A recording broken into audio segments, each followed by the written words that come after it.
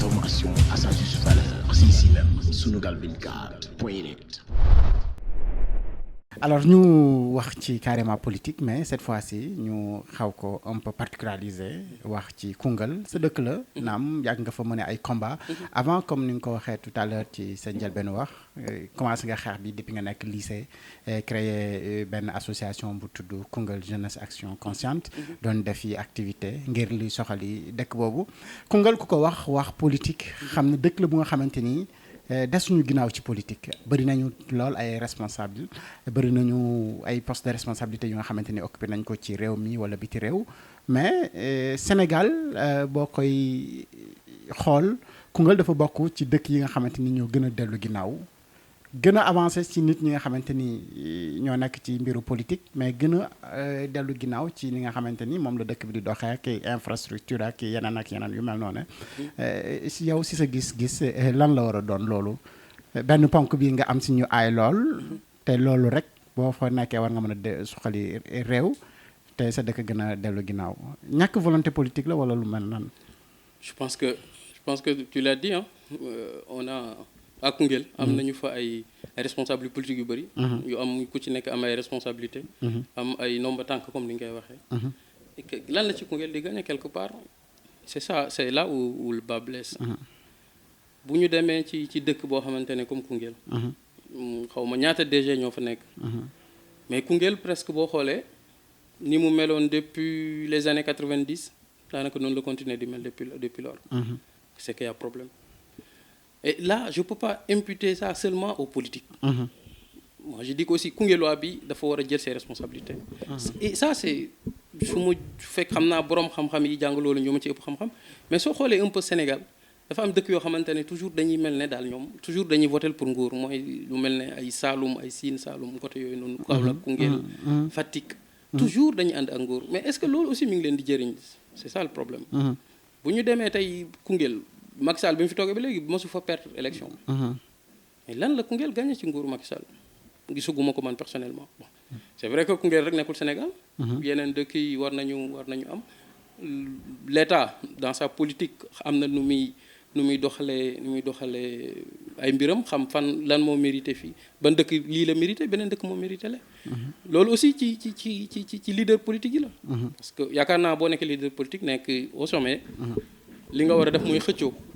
pour que li nga xamante ne dafay baax li baax te mën a ñëw sa dëkk nga fexe mu ñëw sa dëkk puisque on va pas me dire que am na yoo xamante ne mënul ñëw Koungheul non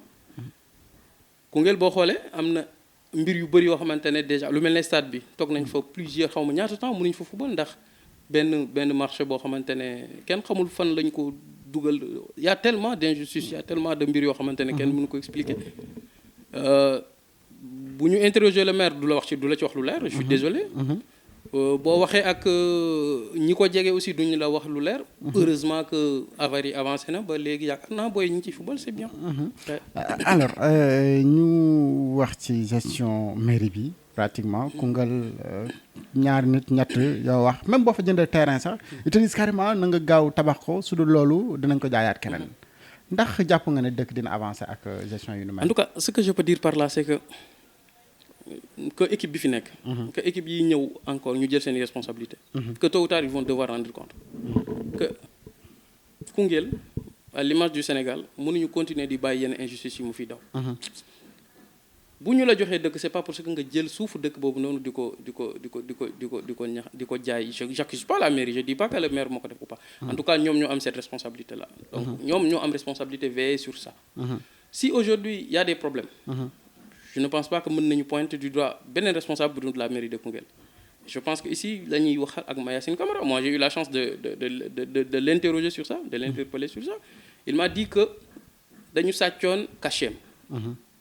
Qu'est-ce que cela veut dire? Cela veut dire que on a utilisé son nom pour faire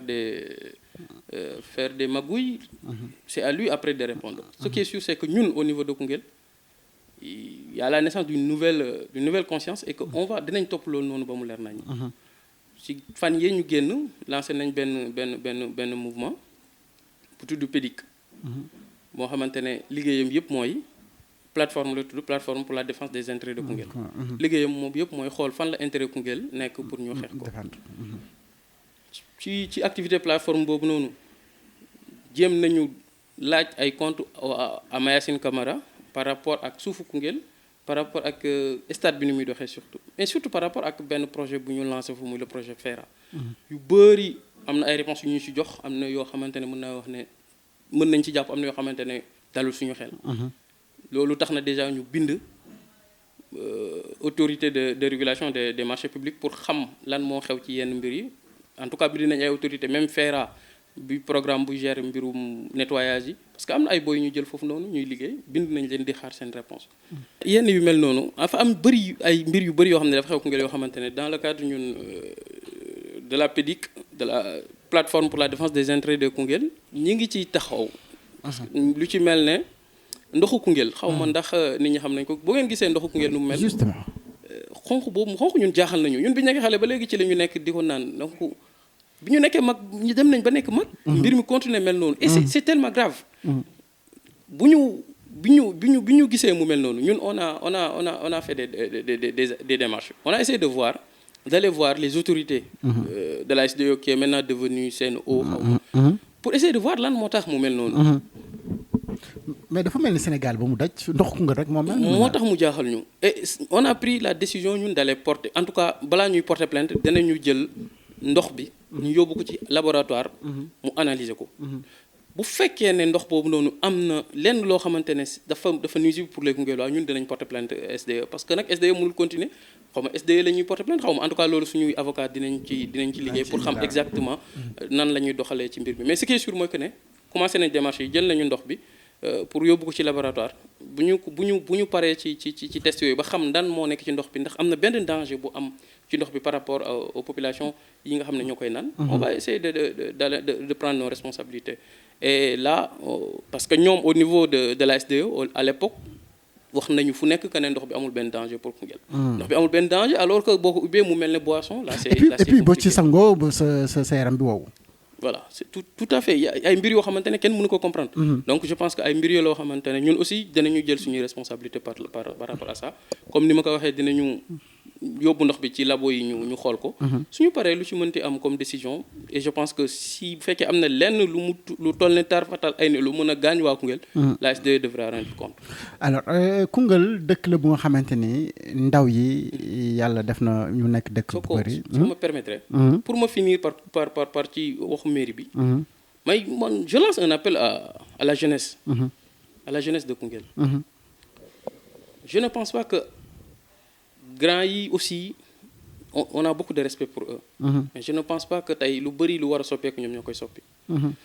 tout à l'heure je disais que mënuñu leen imputer la responsabilité ñoom kese ñoom les politiques mais am nañ ci part de responsabilité bu ngand damay lancer appel donc à la jeunesse que ñu jël ses responsabilités jeune Koungheul yi dañu xam ne Koungheul Mayacine Camara Assane Diop wala keneen du moom moo koy développé ñoom jeunes yi ñoo koy développé d'abord dañu jël seen responsabilités et comment ça commence déjà par l'engagement politique moi je peux pas m'engager politiquement je suis journaliste en tout cas j'ai pas décidé de le faire mais ñi nga xamante ne am nañu ay gëm-gëm pour Koungheul am nañu ay gis-gis pour Koungheul nañu engagé wu di def ay propositions parfois je vois des gens qui sont avec des leaders politiques et qui passent leur temps sur les réseaux sociaux ak tàccu ay tagg seen leader man xaaruma loolu ci jeunesse bu consciente non et li ci gën a doy waar mooy que ñoom ñëpp ils sont censés être des intellectuels ñoom ñëpp ay nit yoo xamante ne jàng nañu ba université ba jàng seen jàng sori donc ñooñu dañuy xaar ci ñoom toujours ñuy xool fan la mbir yi di sooxee pour que ñu koy dénoncer pas que ñuy topp toujours mbir yi di comment le dire leader bi lu mu wax nga ne gongo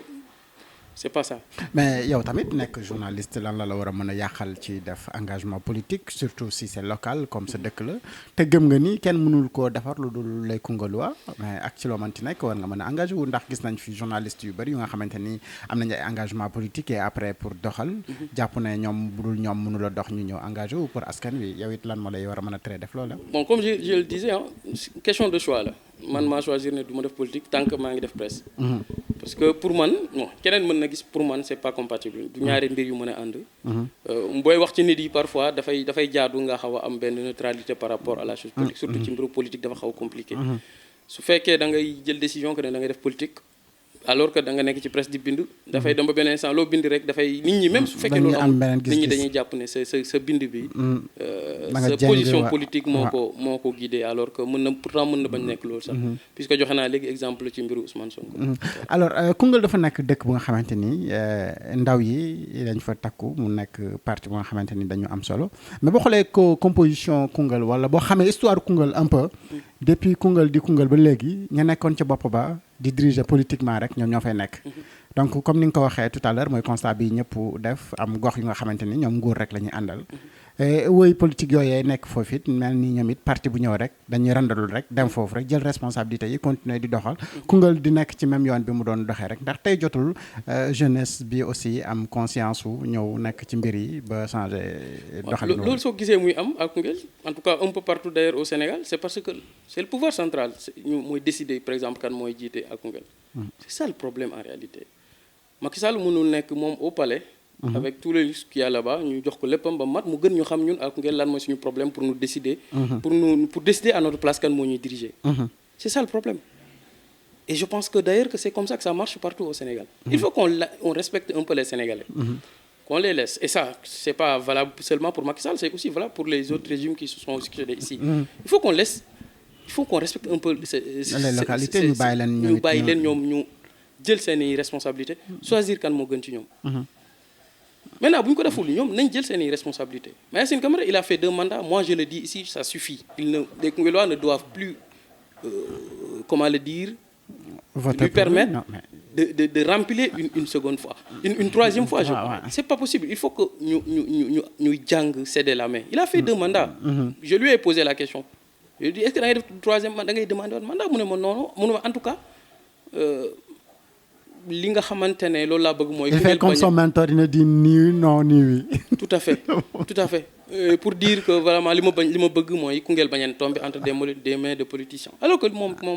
des politiciens la quelque part donc c'est un peu difficile je pense que il faut savoir aussi partir il faut savoir passer la main comme on dit am na ñeneen jeunes du moom kese moo fa mën du moom kese moom moo fa am xam-xam ak Koungheul na passer la main ñeneen ñoo xamante ne ils ont la possibilité ils ont la connaissance ils ont am nañu expertise bi pour jiite cette localité là tey boo xoolee ak Koungheul tu le disais tout à l'heure presque ay comment dire recyclage rek moo fa am da ngay def politique daanaka ba parti ba kii boobu jeex nu mu tudd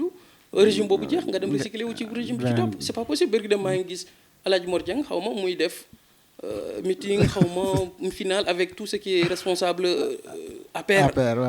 da ngay xool da nga naan mais est-ce que nekkuma di génn Aladji Mor Dieng avec nu mu meloon ci PDS xam nga yu mel noonu yëpp Koungheul waaye ñoo war a jël seen responsable parce que loolu manque de respect la aux gens munoo nekk nit ñi fukki at nga leen di wax ne Abdoulaye Wade moo fi gën Abdoulaye Wade wàcc ci ñaari fan nga ne leen non Macky Sall moo fi gën il faut nga respecter nit yi vraiment tey Mayacine Camara encore une fois dafa doy na dem keneen koo xamante ne mën na mu ñëw et que nit ñi defee politique ak Koungheul nañ ko changer on ne peut pas il faut qu'on respecte ces Koungheul voilà mënuñu heure bu ñu bëggee def benn affaire dem indi ay xumbaay mumbaay pour dajale nit yi ci benn espace fecc fo loolu doxalul Koungheul benn responsable laa gisoon mu doon jéem a changer loolu muy Mamadou Djigo je peux le dire tranquillement il a commencé par faire lu baax di indi ay projet di indi ay matériel qui jël tout ce qui est folklore teg de côté malheureusement moom aussi il a été contaminé commencé ci affaire yooyu noonu amul benn njëriñ vous le faites depuis 50 ans gisoo leen ci soppeeku pourquoi ngeen bëgg continuer bëgg ne dina am changement par rapport ak tey tous moo sa changé les mêmes effets vont produire les mêmes causes donc il faut qu'on arrête de vouloir faire du neuf avec du vieux c'est pas possible mënuñu méthode yi pas yi doon utiliser ñu koy continuer utiliser ba pare bëgg ne dinañ am changement c'est pas possible il faut qu'on accepte d'avancer ñu wax ci benn mbir mu nga xamee man personnellement dama koy constater mooy que ni boo xoolee Koungheul dafa mel ni ñiy def politique yëpp ñoo bokk parti bu ñuy nekk mais du ñu laale bu nit bëggee lu baax sax pour indi ko keneen ki nga xamante ni moom yéen a bokk même parti bi dina jéem moom it lu tout ba loolu du ñëw Koungheul ndax jàppoo ne Koungheul rek moo nekk di perte ci composition politique bi ñu am.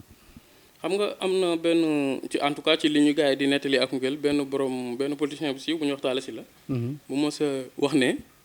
bala nga xam ne politique gu Sénégal moom it nga dem Koungheul. c'est vrai Koungheul dafa doy waar ci mbirum politique. parce que ni ñuy politiquer je pense que mooy problème bi. bu fekkee politique da nga koy def sans conviction. mënoo ko def ni nga ko war a defee. politique da nga ko war def ak conviction léegi la koy wax ne la dafa li fay am mooy leen recyclage toujours. da ngay ànd ak régime bi bu wàccee nga dem ci topp donc cela veut dire nettement que ne yow Koungheul taxul a jug sa bopp moo tax jug. politique dafay laaj gëm-gëm waxuma ne kenn nag bu mu dem rejoindre benn parti non ku mu neex am nga sa responsable am nga sa liberté nga dem rejoindre parti bu la neex. mais sooy def benn affaire nga def ko avec la plus belle des manières c'est-à-dire mënoo ne ñun Koungheul waaye nañ la topp ci yoon bii nii yoon A ñu topp la ba yegg ba ci yoon ba bàyyi bee lépp ba benn instant nga ñu noonu nañ dëpp dem jëli bee. ñun duñu ay xar quoi nit ñi duñu ay xar. il faut que ñu respecter nit yi xeex boobu ngay wax nag maintenant la koy indi mooy ku ci nekk da ngay bëgg a wane ne le patron que ne man maa fi nekk. bu fekkee ku nekk def li liggéeyam mooy fexe ba Macky Sall gëm ne moom moo ëpp gën a am doole Koungheul. ci nekk si sa bopp ngay nekk au lieu que ngay nekk si Koungheul et là ça pose problème. alors nga bokk ci ndaw Koungheul yi nga xamante ni ñu ngi briller un peu partout dans le monde car macha allah ñu lay ñaanal it yàlla gën a yokk xel meek man-man bi ba nga nekk ci niveau yi gën a kawe ci liggéey bi ngay def mu bëri it ay doomu Koungheul waa yu bëri si secteur yu bëri yu ñu nekk di def loolu. mais dafa mel ni ba léegi conscience bi dafa des ci ndaw yi tey yow ban appel ngay lancé ndaw Koungheul ngir ñu am ab taxawaay bu bees mu nga xamante ni dinañ mën a soppeeku nañ mën a soppi xar-xaram bu Koungheul bi. en tout cas loolu ci bu ñu xoolee suñu plateforme bi mu lay wax léegi. bu ñu koy doog a lancé dañoo amoon sax surprise. surprise bi mooy lan mooy que ne on a reçu tellement de messages. de gens yoo xamante ne ils sont de Koungheul. ay jeunes lañ ñenn ñi ay médecins lañ ñenn ñi ay magistrats lañ ñenn ñi ils sont daanaka liggéey boo jël Sénégal rek ay nit yu dëkk Koungheul ñu ngi ci. binduñu ci suñu mail bi nga xamante ne moom la ñu publié sur internet. wala envoyé ñu message pour nous dire félicitations ñun lii lañ doon xaar pour mën a def dara pour Koungheul. donc cela veut dire que nit ñi bëgg nañu def nit ñi bëgg nañu jàppale def participer en tout cas ci développement Koungheul problème bi mooy amul woon benn cadre. pour boole leen foofu. pour ñu mën a def li ñu war a def. maintenant c'est ñun avec PEDIC on essaie de faire ça maintenant il faut le dire c'est pas facile c'est pas toujours facile puisque c'est pas quelque chose encore qui est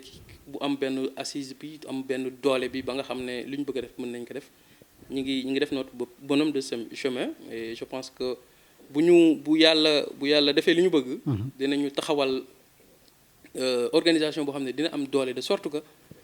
pour falu à Koungheul vraiment. di nga jaar di nga am comment dire soutien au PEDIC parce que ñun demandé wuñu falu on ne veut pas. non fa laa bëggoon ñëw dugg mais li ñu bëgg mooy ki nga xamante ne mooy fal. mu nekk ki nga xam ne moo gën pour. mais ndax gisoo leen ne dina doon gën a yomb ci yéen ngeen jël seen plateforme boobu dal di postuler nekk candidat pour défendre intérêt wu réew mi ngeen intérêt wu dëkk boobee ngeen nekk ca fa nga xamante ni fa la ñuy dogale. waaw xam nga boo xoolee. Sénégal li fi am mooy heure boo lancé benn mbir surtout suñu dëkk Koungheul ni ñu dañuy xam ne affaire politique moo ko tax a jóg. ñun nag pour et puis ñu bëri suñu jàppee ne mbiru politique la ñu bëri duñ ci intéressé wu. ñun pour bañ loolu moo tax ba ñuy lancé mbir bi ñu teel a dindi tout ce qui est politique dedans ñu ne ñun bëgguñu amuñu ambition li ñu bëgg mooy xeex pour Koungheul. def de sorte que lépp loo xamante ne lu gën la ci dëkk bi mu ñëw fi lu fi baaxul la ñu dindi ko fi. loolu pour mu mën a ne il fallait que ñu jël ambition politique yëpp ñu teg ko de côté su ko defee ku fay mënti ñëw aussi da nga xam ne ñii defuñu politique ñii Koungheul moo leen tax a jug soo bëggee politique moo la tax a jug nga dem defi leneen. et encore une fois damay réitérer sama appel à toute la jeunesse koungheulloise ak ñu ñëw ñoom rejoindre cette plateforme là parce que plateforme bi du pour Sidi Ndaw du pour Abdou X du pour Moussa Ndiaye non c'est pour Koungheul. lu ñu fay xeex pour Koungheul la. lu fa mënti génn aussi Koungheul waaye ñoo koy jëriñoo. bëgguñu poste bëgguñu responsabilité bëgguñu dara tout ce qu'on veut c'est l'émergence de Koungheul par rapport en tout cas à cette plateforme là. jërëjëf Sidi Djimi Ndaw comme ci invitation bi nga xamante ne accepté nga ko pour ñu waxtaanee lépp lu nga xamante ni moo soxal actualité bu Sénégal surtout bu Koungheul. Sunugal24.net, l'information à sa juste valeur, c'est ici même, Sunugal24.net.